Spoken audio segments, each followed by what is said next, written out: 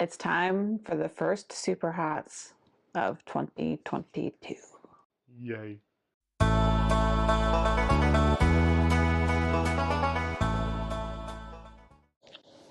You're excited. I'm excited, but I'm like cautiously excited. I'm excited because I like hurting myself. Oh my gosh. All right.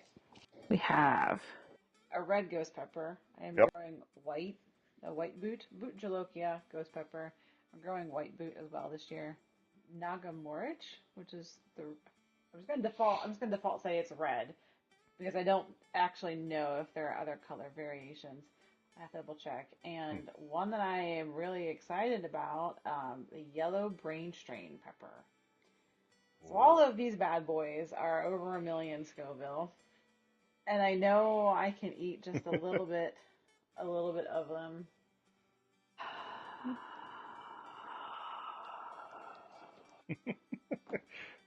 Christina's deflating. We just filmed the habanero video that was out last week, and I handled that okay. I'm trying to like mentally prepare myself for what is about to happen here. I'm going to start with the ghost pepper. I think these are in order by heat. Ghost pepper, Naga Morich, yellow brain strain. I'm just here to eat. Let's just go right into Yep. it. All right, so let's go ahead and start with the Bhut jolokia. So, Yep. uh, I mean, we've done that one before, so yeah. shouldn't be too afraid of it. Oh gosh, okay. We're just visiting an old friend that greets you at the door with a shotgun. Oh, that just looks angry. That is a Oh lot of membrane. God. It's Oh, and I smell it. yep, very sweet, kind of floral, and a lot of membrane. A lot of seeds in there. Oh my. I do really like ghost peppers. It's a good flavor that pairs well with other fruits, but also pairs well Mhm. with like savory dishes. You might imagine from the name Bhut jolokia, it's also very common to use in Indian cuisine when the people eating it want to really bump up the heat. Mhm. Small piece. This is not a challenge. This is not eat the ghost pepper challenge. This is let's talk about the flavor and enjoy it. Enjoy. I mean, I will. Yeah, I actually like using it when I'm making like a meat dish, um, chicken, fried rice, stuff like that. Yeah, you made a pasta salad with ghost peppers in it, which was It wasn't a really good. pasta salad, it was a pasta bake. Um, Oh, right, yeah, right. yeah. So it's basically like penne pasta, meat. I think I used ground beef, tomato sauce, and then chopped up ghost pepper. And then, you just toss it in the casserole dish, throw some cheese on top, bake it for a little bit. It was really good. It was spicy, but it was really good. Yep, there's the old scent. It is. Yeah. It's a really good flavor. Ready? Hmm. This one in particular has slightly more floral, almost as.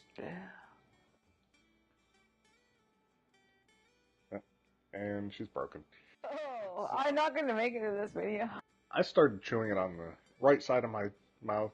I'm not really feeling anything over there. I just felt it start to hit the front of my mouth. The heat hit the front of my tongue. It's like a really good flavor, and then it's just hurt. I could not imagine eating a whole one.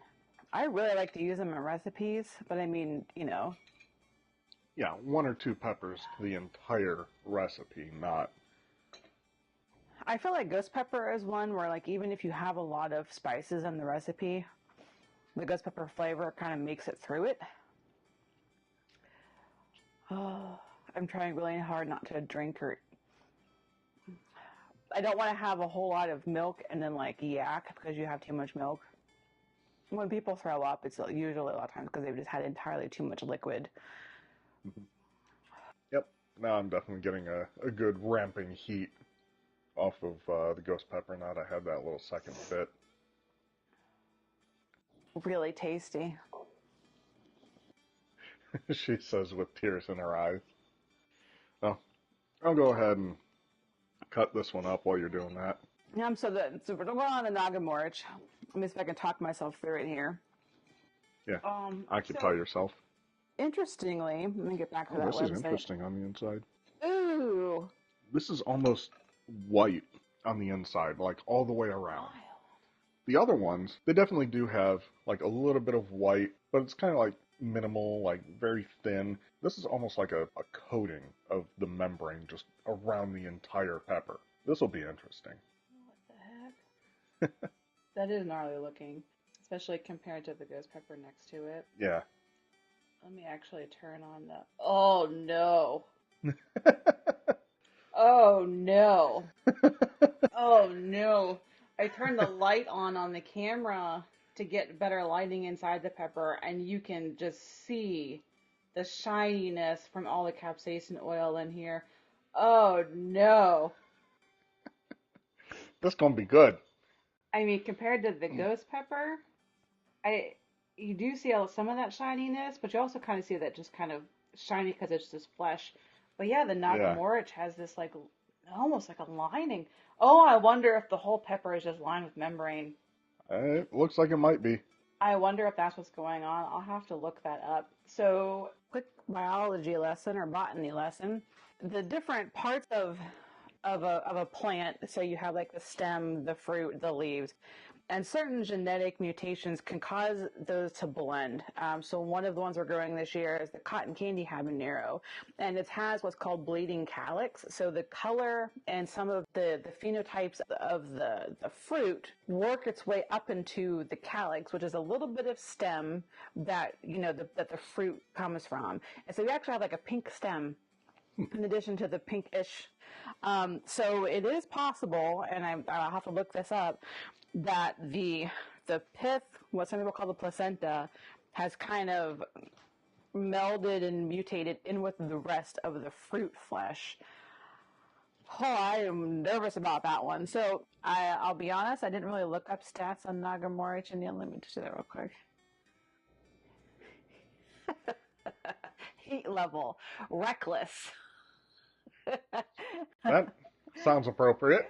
What's interesting though is one of the things about the Naga Morich, so says somebody on Wikipedia at least, it's very close related to Bhut jolokia that we just had, but it's one of the hottest known chili peppers that naturally has over 1 million Scoville. Like they haven't really had to breed the heat into it. So ooh. We're cutting a little bit smaller pieces on this one to start.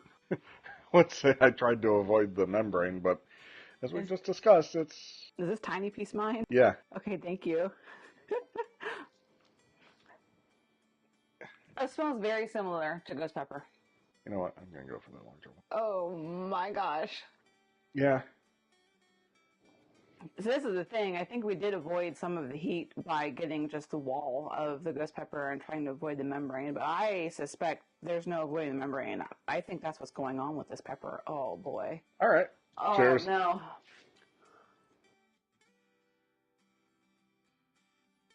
That one hits. Bit of a stinging on the side of my mouth, burning in the back of my throat. It almost has a sour flavor to it.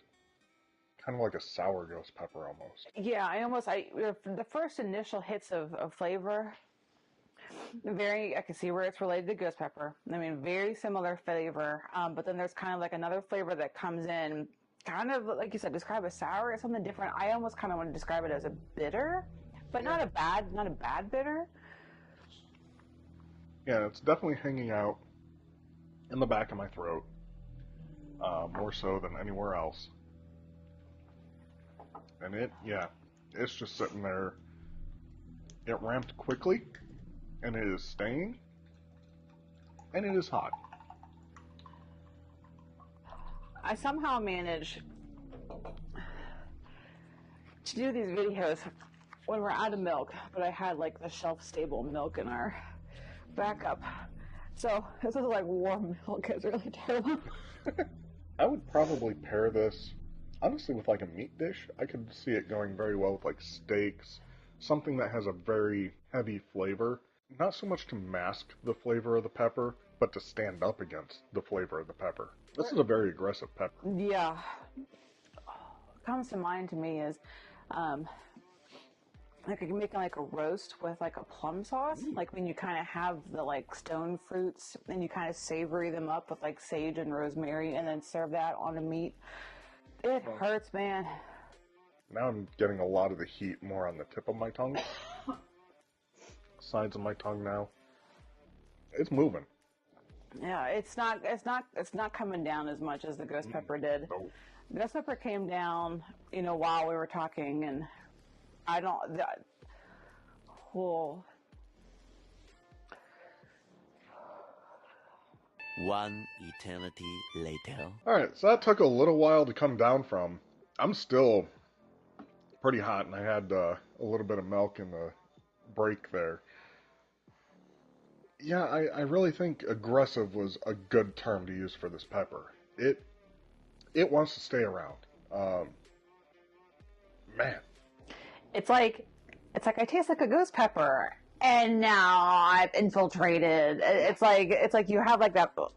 Yeah, it's deceiving. Yeah, that is. Alright, on to the last one. All right, yellow brain strain. You bring that up, I will. So it's this guy. also called yellow 7-pot brain strain, yellow 7-pot brain. It is different than the yellow Scotch brain, which has a more lineage from the Scotch bonnet, whereas a 7-pot brain strain or yellow brain strain. It's actually like standing water or something. Maybe that's standing capsaicin oil. Oh no! Oh my! The inside of the pepper doesn't look like it went bad. I don't think that's like a hole on the outside through. No? This guy is, oh boy. It smells good. Oh no. So there's before I turned the light on and I saw what we're talking about here. Let's turn on the phone light. Yeah, let me, right back in here. Oh my gosh. There's there's like a standing. pool. Yeah. I picked these. These are not super fresh. I picked these to do just a quick little pop-up market at the incubator farm. What was that, Tuesday? So we're looking at like 7 days now. So some of the capsaicin may have started to drip down to one side of the pepper. Like even Oh back my god! here, But there's... all of this just looks like. Yeah. It is Oh shiny. gosh. Oh my gosh. I know what part I I'm just going can't for. believe. I mean, I kind of want to move it around a little bit here to, like, you can see the capsaicin oil just drip. Oh my word!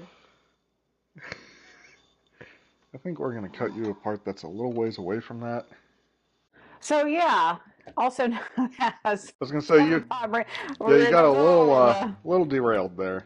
So it should be kind of fruity in flavor. Let's see. Yeah. Ooh, pineapple-like fruity taste. So says one website, which hopefully that is really tasty. 7-pot heat level. Ooh. Oh, okay. So somebody bred this out of Louisiana. Oh, you gave me like the tiniest piece. Yeah. I'm not really certain me having this substantially larger piece is a great idea, but gonna do it anyway. So it does smell really good. Kind of the fruitiness. Oh yeah, very floral scent. Kind of reminds me a little bit of habanero. I want to pick up a bigger piece to smell it, but I'm literally afraid of dropping the capsaicin oil on me. Oh my. All right. Ready? Let's do it.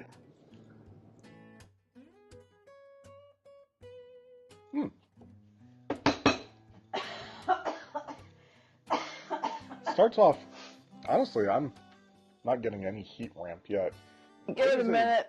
It's a very mellow flavor to start. Oh, there we go. It, like, all of a sudden, I'm like, this actually isn't so hot. Maybe all that capsaicin oil dripped down into the once, but then it was like, no. I'm still not getting a lot of ramping. Maybe the capsaicin oil just sat. You're gonna try another piece? Yeah. Are you going for the piece with all the capsaicin? Yep. Oh, do it. I'm going for the... Wish you wore safety goggles. I'm gonna say, watch your eyes. These safety squints won't help you. That's true. I think I actually will try another little piece. It hit me quick, and then went away quick. Yeah. I don't like that. Oh, jeez. Oh my god, it just dripped Yeah. out. Yeah.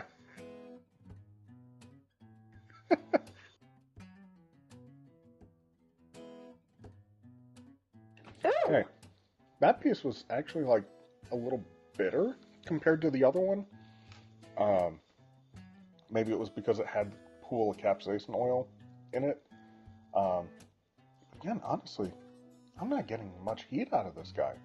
Really? No. Are you broken? I might be broken. It definitely... The Naga Morich might have broken me, because I did have a decent amount of that, and I actually did have to, I didn't have to, but I chose to drink some milk during the break. It takes a lot to get him to bother with milk. Yeah. So maybe that kind of reset my tolerance again, and I don't know. Yeah, no, because it's definitely ramping for me, and I'm getting... We're just going to go for the rest of it. Okay. My gums feel swollen. I personally wouldn't call it like a pineapple-y flavor, more of just like a citrusy tropical, but still different than a Scotch bonnet. Yeah. Ah. Okay, now I'm finally getting some heat. Still not a ton, though, especially compared to the Naga Morich. I think your brain just turned off. Because it's still building for me. This is really uncomfortable amount of... It's all... I chewed it on the left side. And like I said, I feel like my gums are swollen on the left side. And my tongue... It's like when you get Novocaine on just one side of your mouth with a dentist. It's kind of a sharp heat, kind of like scorpion peppers. Without the scorpion flavor. It's got one under my tongue now. So the bottom of my tongue is now on fire. This is fresh and exciting. But I mean, like, I know I joke that your brain turned off, but in all possibility, that could be what happened. Like, if the capsaicin's binding to receptors in your neurons that are causing, and your brain, kind of like a runner's high, like your brain turns the pain off and you feel really good because your brains can't handle it anymore. And it might just be specific ones, right? The fact that I'm feeling it very much under my tongue. I wasn't feeling anything else under my tongue earlier.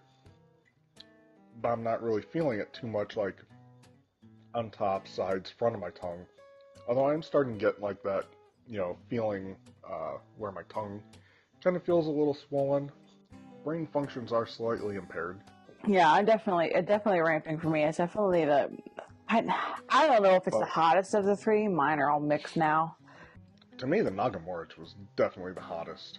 I'm starting to come back down, I think, from the yellow 7-pot brain strain, whatever we want to call it. Brain strain. That day, it fits. It strains your brain.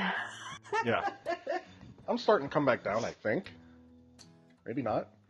I felt like the Naga Morich hit me hard and went away hard. I feel like the yellow brain strain, that first piece, it hit me really weird and then went away. But then the second piece, more a bit of a ramp. It's just kind of steady now. I'm starting to get that tripping over my tongue feeling, but just on the left side of my mouth. Yeah, I would definitely use this in like a salsa. Like, I think this would be a great salsa pepper. If you like it hot. Yeah, especially if you're going for a really hot one. I think this would be a good one with like a fruit salsa. So if you have mango in your salsa or jicama, how do you pronounce it? Jicama? Yeah. Like a jicama salsa.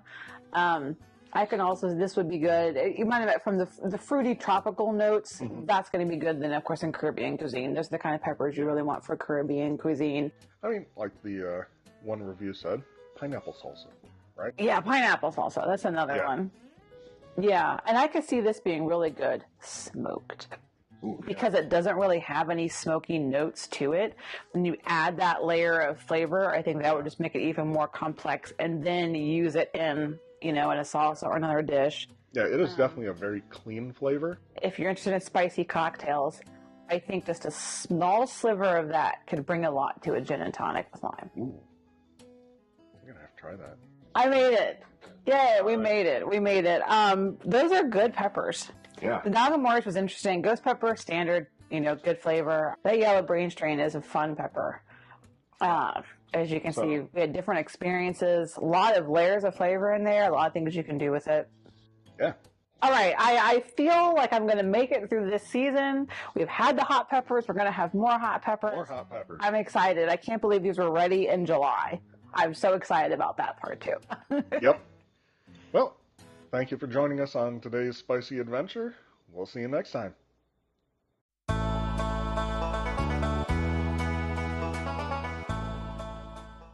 And those brains broke. Recipes. Yes, thank you. I know you were trying to use the word situation, but Yes, situation didn't matter. The correct word here. Thank you. The word of the day is recipe.